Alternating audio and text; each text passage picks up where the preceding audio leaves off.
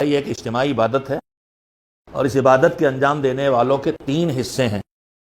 ایک ہے مجلس کا میزبان، ایک ہے مجلس کا ذاکر، خطیب اور شاعر اور مرثیہ خوان اور سوز خوان اور سلام پڑھنے والا اور منقبت پڑھنے والا، وہ بھی ذاکر ہے۔ اردو میں ہمیں اسے ذاکر نہیں کہتے، لیکن چاہے آدمی خطابت کرے چاہے شاعری کرے، جب وہ اللہ کو یاد دلائے، نبی کو یاد دلائے، امام کو یاد دلائے، دین کو یاد دلائے، آخرت کو یاد دلائے، تو وہ ذاکر کہلائے گا۔ ذاکر بنا ہے ذکر سے، ذکر کرنا یعنی یاد کرنا، تو ذاکر وہ ہے جو یاد کرے اور یاد دلائے۔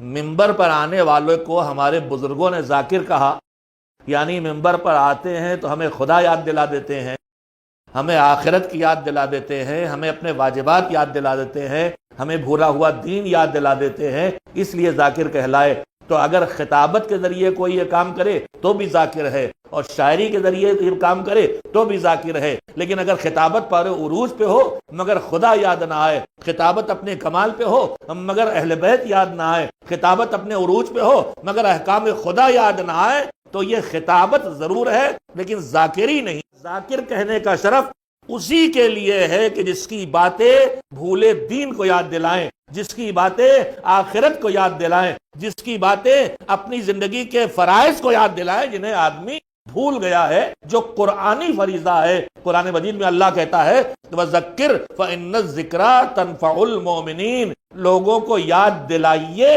اس لیے کہ نصیحت کرنا کسی کو فائدہ پہنچائے یا نہ پہنچائے، مومن کو اس کا فائدہ ضرور پہنچتا۔ مجلس ہمارے بیٹھنے کی جگہ ہے، مگر خالی ہمارے بیٹھنے کی جگہ نہیں ہے۔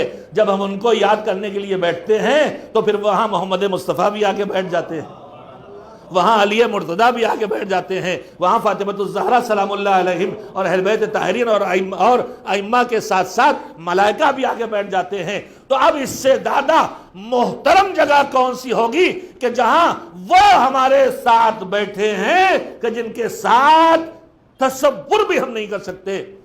تو پھر ہمارے اس نشست کو کتنا مؤدب، کتنا مہذب، کتنا باہدف اور کتنے سلیقے کی ضرورت ہوگی۔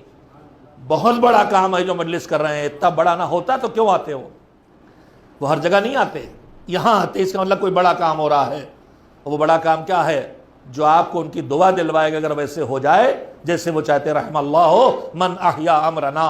امام رضا علیہ السلام نے فرمایا کہ اللہ اپنی رحمت نازل کرے ان پر جو ہمارے امر کو، ہمارے کام کو، ہماری بات کو، ہمارے پیغام کو زندہ کرتے ہیں۔ یہ معمولی شرف نہیں ہے کہ ہم کچھ ایسا کریں کہ امام کہیں انہوں نے ہمارا کام ہے اسے زندہ کیا ہے۔ پوچھا گیا کہ آپ کی اس مجلس میں آپ کا امر زندہ کرنے کا کیا مطلب ہے؟ فرمایا ان یتعلم علومنا، ہمارے علم کو حاصل کرے، وَيُعَلِّمُهُ النَّاسِ، اور عام لوگوں تک، وہ لوگ کہ جو امام تک نہیں آئے ہیں ان تک ہمارے علوم کو پہنچائے۔ یہ مجلس 3 لوگوں پر مشتمل ہے، ایک مجلس کا میزبان اور فرش بچھانے والا، ایک مجلس میں پڑھنے والا خطیب یا شاعر، اور ایک مجلس میں سننے والے سامعین۔ یہ 3 مل کے اجتماعی عبادت کر رہے ہیں۔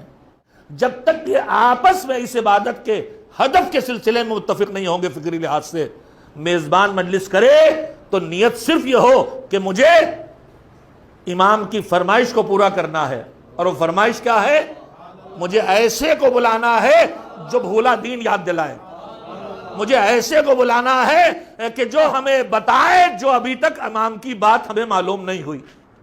جو سامعین سننے آئیں وہ اس نیت سے آئیں کہ ہم آئے ہیں تاکہ جو بھولا ہے دین وہ یاد آ جائے، یا جو ہماری جانکاری میں نہیں آیا ہے وہ ہمیں مل جائے، یا جانتے تھے بھول گئے یاد دلا دے، یا نہیں جانتے تھے ہمارے علم اضافہ کر دے۔ اور جب یہ دونوں یہ طے کر کے آئیں گے کہ ہمیں تو جو نہیں ملا ہے وہ لینا ہے، اور جو مل گیا، چھوٹ گیا، بھول گئے وہ زندہ کرنا ہے، تو خود بخود خطیب اور ذاکر اور شاعر مجبور ہوگا کہ منبر پہ آ کے وہ کہے کہ یا یاد دین دلا دے، یاد خدا دلا دے، یاد آخرت دلا دے، یا وہ کہے کہ جو ان کے پاس نہیں پہنچا ان تک پہنچ جائے، ان کی معرفت پہنچ جائے، ان کی سیرت پہنچ جائے، ان کے احکام پہنچ جائیں۔ صلوات بھیجیں محمد و آل محمد۔